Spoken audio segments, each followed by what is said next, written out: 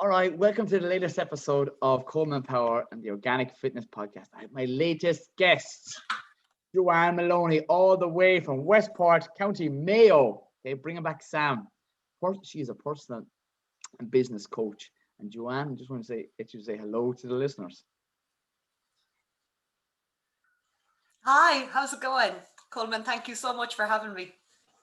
Absolutely no problem at all. Glad to have you. I suppose, firstly, just to tell maybe the listeners where we first met, it was in the latest of the retreats we did down. We combined together with yoga, fitness, I suppose a bit of personal and business coaching in between, and nutrition and health. And overall, that's, I suppose, what this podcast is a little bit about as well. It's about overall health. And that's why I brought you on to discuss. And as well as that, we mentioned the likes of the retreat that's coming up in the coming weeks. There's two of them. There's one the bank holiday August weekend, and following that, there's one in September as well. Yeah, so looking forward. Oh, we had such a great one, didn't we? It was amazing. What an overall amazing end of like fitness and health and nutrition and personal development. And I mean, it was just mind blowing. I think everybody left like so fulfilled and glowing, happy from the inside out. Totally. And that's what it's about. It's about the balance of all areas of health. Do you know what I mean? A lot of people sometimes judge it on just a numbers on a scale, but it's about, I suppose, fulfilling those other areas, friendships, which people definitely most certainly made on the likes of that retreat. But even before we get into many more or too much more detail on that just yet, I want you to tell, I suppose, the listeners a bit about what you do and I suppose a little bit about your background. We get into the elevator pitch. Sure. So I suppose I first became interested in personal development when my mum passed away. My mum and my best friend passed away back in 2005 and 2006, both to cancer within a year of each other. And I started looking at counselling and psychotherapy and ended up doing a course in that. And from then on, really, I suppose I have been looking at different avenues and looking at philosophy and psychology and spirituality in a big way, and then ultimately coaching. All the time I was working in commercial printing. I left that 10 years ago, started working doing events, small scale events at first, larger scale events, like the Cork Summer Show. You'd probably be familiar with that, organising the likes of that. And then went back to college and got my coaching qualification. Being honest, I thought it was going to be a longer game because the events were going really well, and then sure COVID happened and we had no choice but to go full on into coaching. So far so good. It's great. But the thing is, fate is something that I would be a firm believer in, and maybe otherwise we wouldn't have actually met, Joe. There you go. Absolutely. There's a reason for everything, isn't it? Yeah, we have I suppose everybody that we cross paths with, is important. There's an important meeting point or turning point or whatever in the journey, and every experience that we have, we learn something from it, so it's brilliant. It's fantastic. And I think if you look at every interaction and every person as you meet as a signpost along your own personal journey, you just don't know where you're going to end up, and I had no idea I was going to end up in Schull meeting you. So there you go. Yeah, it was a pleasure. This is the start of a beautiful relationship. I love it. Right, I want to touch on a couple of points here. So when you're taking on clients, I suppose, what's one of the first things that you look into and the questions that you ask them? And even before, I suppose, this we pressed record on this podcast, there were a couple of asking or trying to diagnose myself there. And is that something that you ask typically on how is the individual or what their relationships like, or how is work, or what way do you approach individuals, whether they be male or female?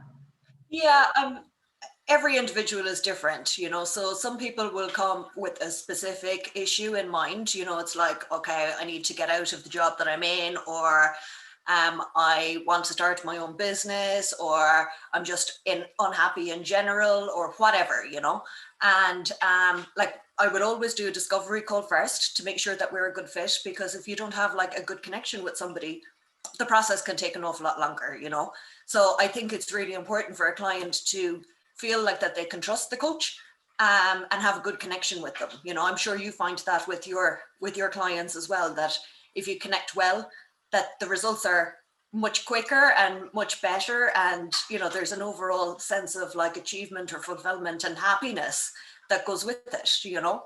So we'd do a call. Generally, it take about a half an hour. That's a free discovery call. See if we're a good fit for each other. If I feel that I can help them and they feel that they're comfortable with me, and then we'll take it from there. So generally, if people are like overall unhappy or unfulfilled, we'd look at the big picture. And then if it's something that's more specific, we'll take a deep dive into that. So it really depends on the client and what the client is looking for, you know. Interesting. So I suppose being an honest man and an honest individual, if you were to take me on as a client, what were the questions you might ask me? And I'll answer them, I suppose, honestly. And I hadn't previously planned on this, but this is just impromptu. What were the questions you would ask me? And I will answer them You as really want to honestly. go there? I'll go there, and this could make for a really good podcast because I'm the kind of fella who's black and white and I don't have any secrets. I'm a major believer in goal setting, and you can ask me any question about past relationships, past work experiences, and or life, past and presence of both positive and negative scenarios that I have come into. So you can hit me up, and this could be a winner. Okay, well, let me see. Okay, so where are you at with your overall life? I mean, where are you completely fulfilled? Where are you feeling unfulfilled? Is there any aspect of your life that you'd like to change, for argument's sake? Very good question. And the fact is, I suppose I would rate my life in maybe different areas such as health, such as my income source and fulfillment. So my health would be quite high. Personally, I would rate it maybe a 9 out of 10. My wealth is substantial for my living within my means. I rate it about an 8.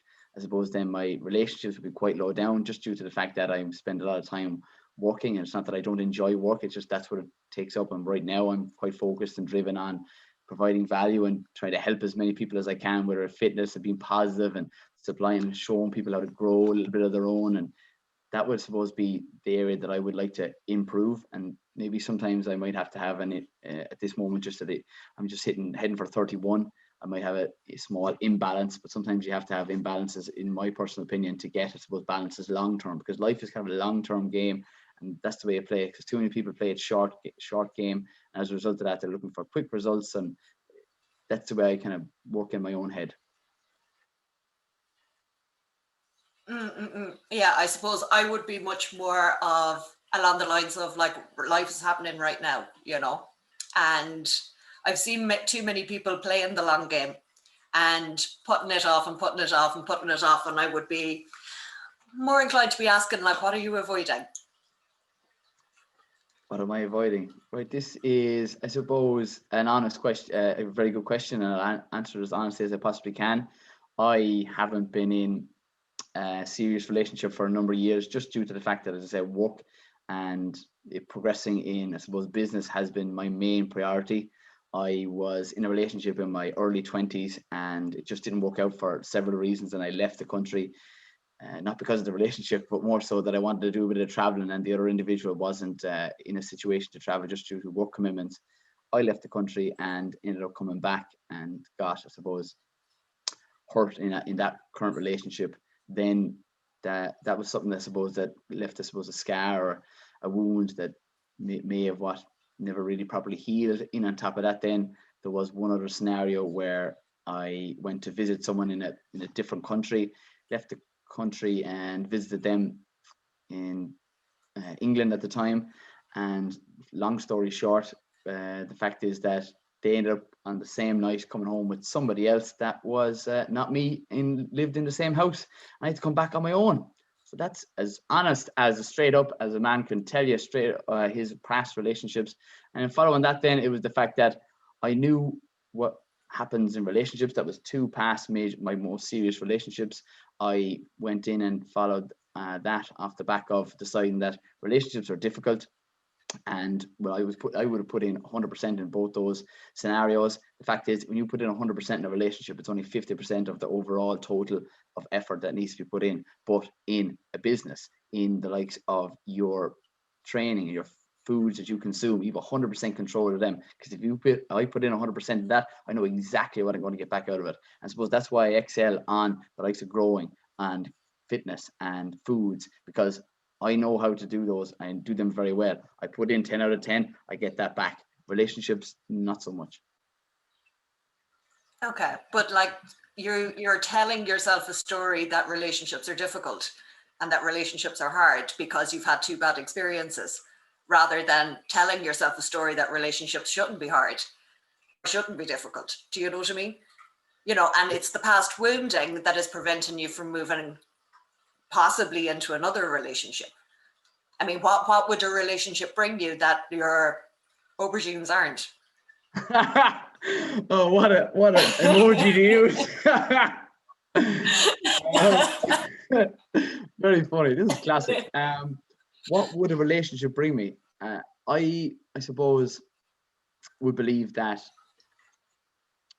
right now I don't necessarily need somebody else just to fulfill me, because I don't feel that I'm extremely happy in my lifestyle, and my overall health is just something that I would put my finger on the fact that I'm going to live for until I'm at least 100, the way I'm eating right now anyway, and training. The fact that, do you know what I mean, I don't feel a need to rush into a relationship and or anything for that matter. I always, whether it be business or it be life opportunities, I don't rush into anything. I write things down. I'm a big firm believer in goal boards, and journaling is something that I do on a regular basis, and listening to people and their past experiences and their knowledge from people that I do trust, like, know and trust.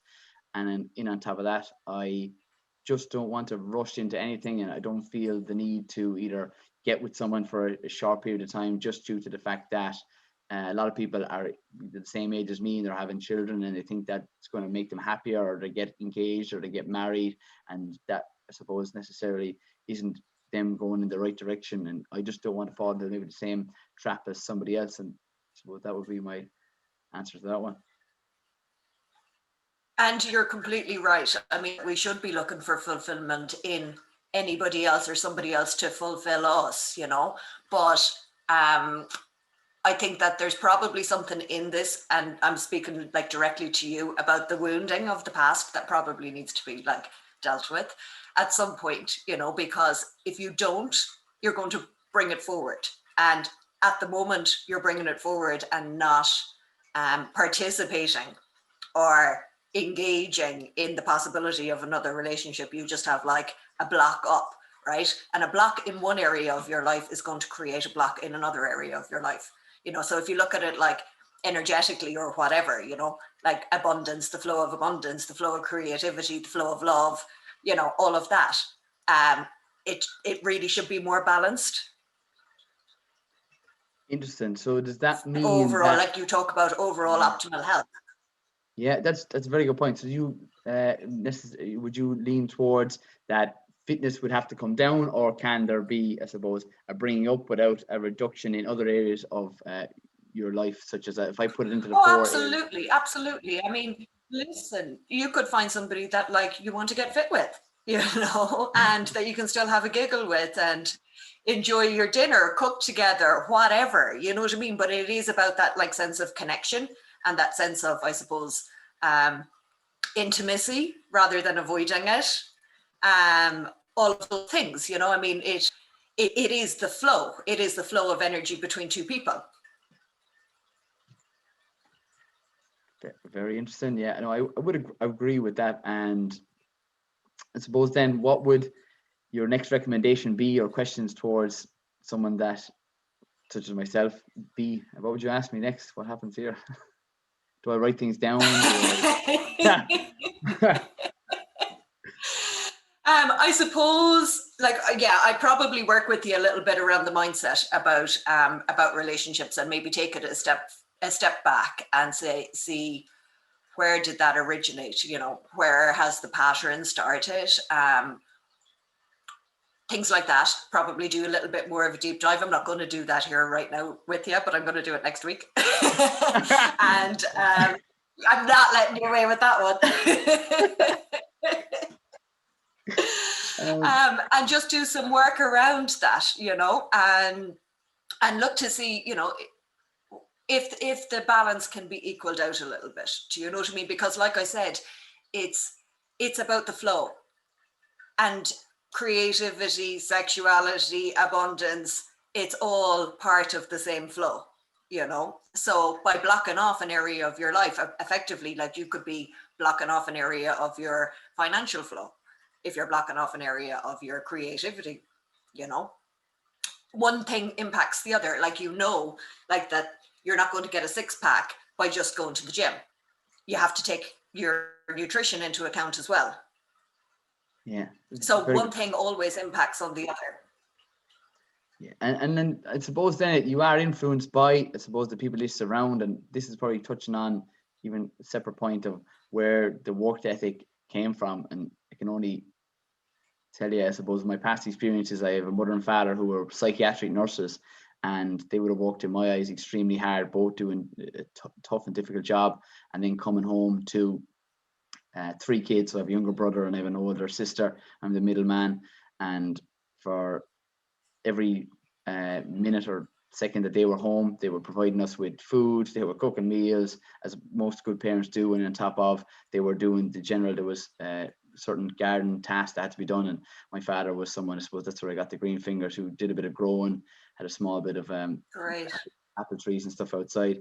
But that's where I didn't lick it up off the floor, as they say. Like, I just remember the fact that when he came home, it was literally throw out dinner to us, eat the dinner, then it was outside. Why? Because there's jobs that had to be done. And then that, I suppose, I used that then as an example of that's what had to be done. And I'm not saying that was the right thing to do, or it's just that I picked up those Not traits at all. from my father. And that's Mm-mm-mm. inevitably, you are the average of the people you hang around with. And I had a high percentage of my life living at home. I stayed, went to college in WIT Waterford, and would have been influenced, I suppose, by their parenting, and that was the role that they gave us to literally help out at home.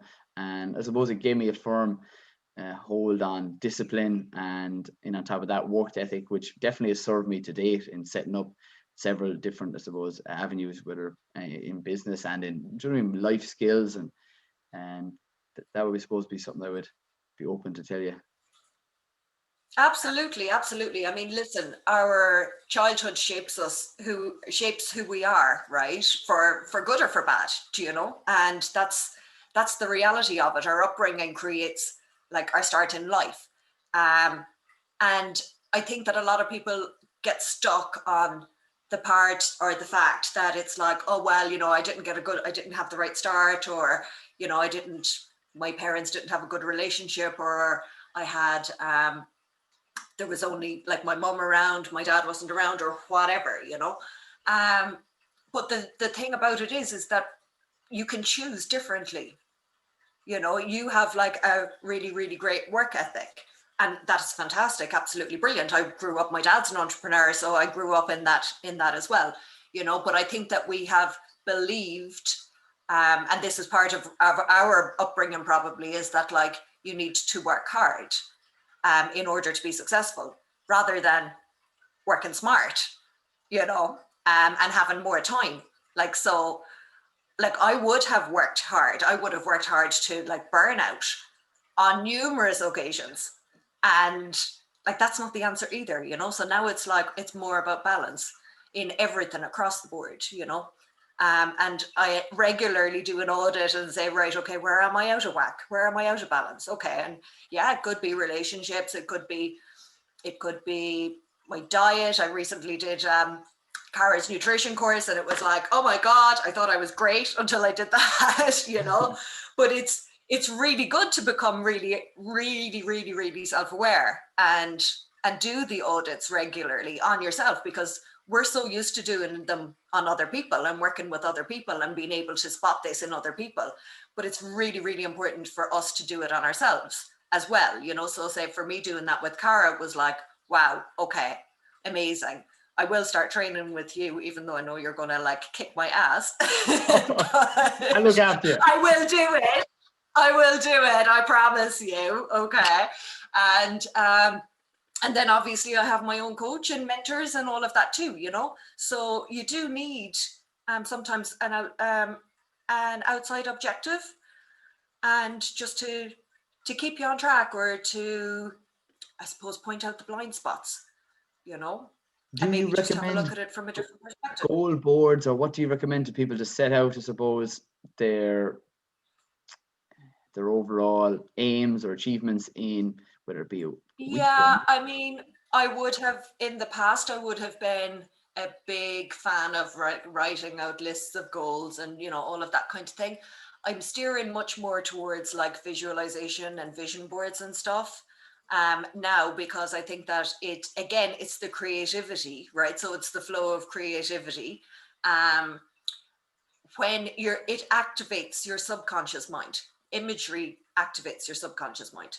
So it's very easy to imagine, like say for me, like retreats, for argument's sake. So retreats were on my vision board for like years, you know, and with one thing and another, my own business doing events, my marriage breaking down, like a whole lot of like chaos and conflict and drama and all the rest of it that I had to pull myself out of. And my rock bottom was like 4 years ago. So yeah, there's been a rebuilding process in that, but we're now at the point of like doing the retreats, you know. And I suppose I've done an awful lot of the personal development work to get to that point, as well as the training and coaching and all the rest of it, as well as the events, you know. So it, like, all roads lead to Rome, really, don't they? certainly, yeah, I'd be a firm believer in that too.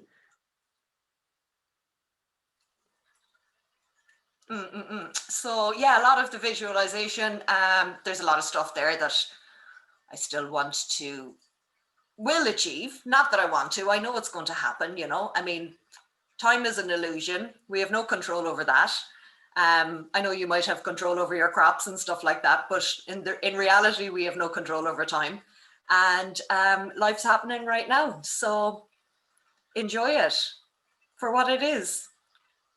Would you, I suppose, lean towards getting people to listen to motivational speeches and or to push them down the lines of someone that you have, I suppose, would respect and Yeah, get you? absolutely. It really depends.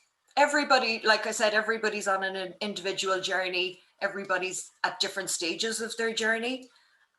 Some are only like starting off, some are starting off again, you know. Lots of people are, especially after COVID, going, oh my God, I didn't realize how much my life was like unfulfilling, or how unhappy I was in my job until I had to stay at home. I didn't realize how unhappy I was in my marriage. Just didn't realize, you know, how unfulfilled that I was in general, or unhealthy, or whatever it is, you know. I think COVID has given us a massive time out.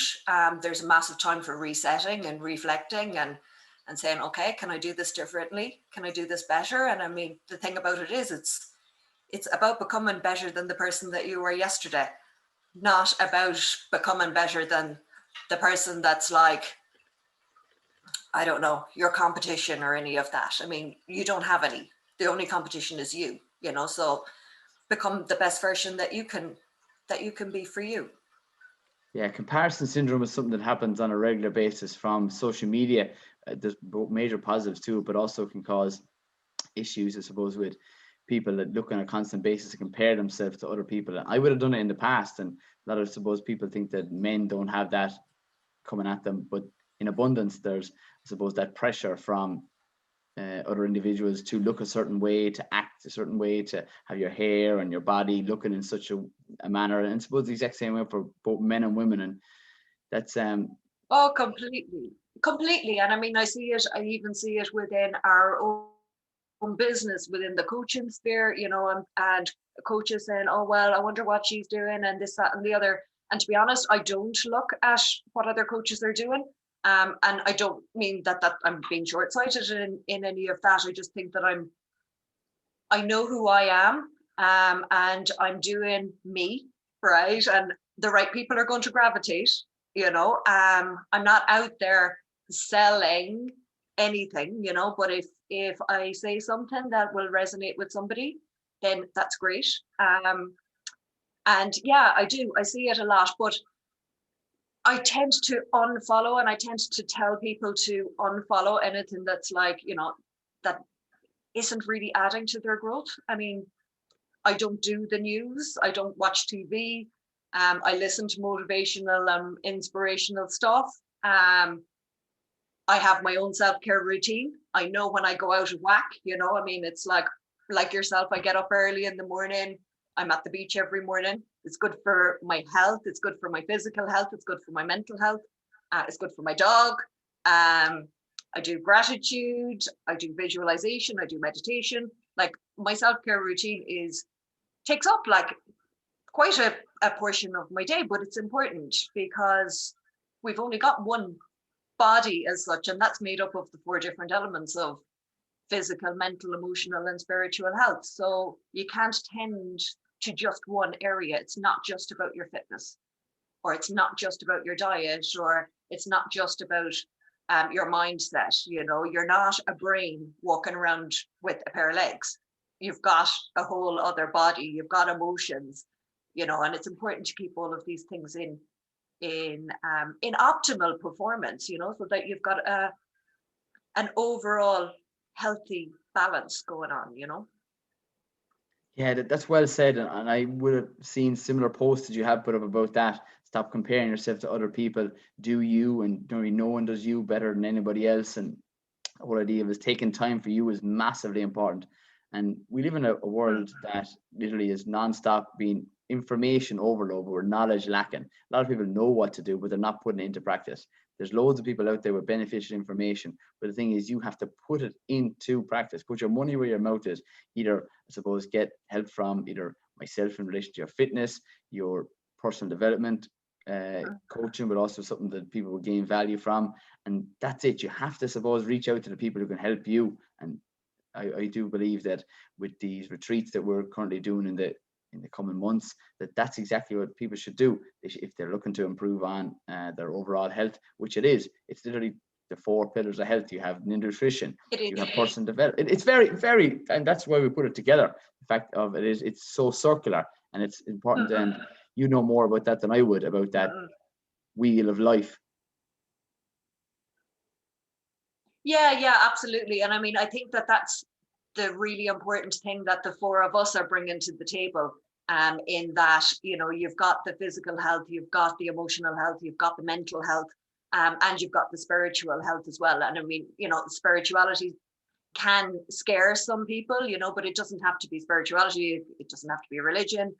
It's just a connection to something that is, like, I suppose, greater than yourself, like your higher self or source or whatever you want to call it, but that you've got a purpose and that you're working towards a purpose. I mean, like a lot of people are walking around aimlessly, and they don't feel like that they have a purpose, or that they know that they have a purpose greater than what they're doing, but they don't know how to tap into it. So it's important to get to know who you are on the inside, and get to know your behaviors, and get to know why you do the things that you do, or why you avoid the things that you do, and not looking at anybody in particular. And get to know yourself, because then you can make better choices. You can choose better. Get to know what your values, get to know what your core beliefs are, get to know why you believe what you believe. In most cases, like, our beliefs have been passed down by our families, by our teachers, by your environment, by your friends, whatever, but who are you really? Who are you at the core? And that's what I suppose I've had to do on numerous occasions throughout my life, where I've had to reevaluate my whole life and then take it in a direction that is more suitable for who I actually am at my core. I think that's a good enough, we'll call it an absolute perfect place to end this week's podcast. Who are you, and who are you at the core, even more so to the point? But before we even wrap up, I just want you to tell the listeners where's the best place for them to get in contact with yourself, Joe, just if they're looking for, I suppose, overall personal development, coaching, and or maybe mention the likes of the events that you're doing in the coming months or weeks ahead. Yeah, sure. So my website is joannemoloney.com. I'm across Facebook, Instagram, LinkedIn, Twitter, so reach out to me on any of those. Like I said, I do offer a free discovery call. It'll take about 20 minutes, half an hour, just to see if we if we vibe well, if we're a good fit for each other, and if I feel that I can help you. And we'll take it from there, you know. So either we can take sessions session by session, or do a package. Honestly, it's down to the individuals. If you wanted like an overall taster of what optimal health looks like, feels like, absolutely come along and join us at one of our retreats that are coming up, and those details are on my website as well. So that's joannemoloney.com. There you go. That's the bank holiday weekend, and then in September month it is the 24th. That is about the third weekend. 24th. Yeah. 24th. Betcha. Won't forget that one, because that's my birthday. What are the chances of that? Oh my God, really? My birthday's in September as well, so we'll have to celebrate. Oh, we certainly will, no doubt. Organic fitness. Excellent. Organic fitness. Yeah, we might get some organic non-alcoholic wine for that one. we can share. All right, Joe, it was an absolute pleasure to have you on, and I always end these podcasts by saying stay classy and keep it organic. Thanks for coming on. Laters.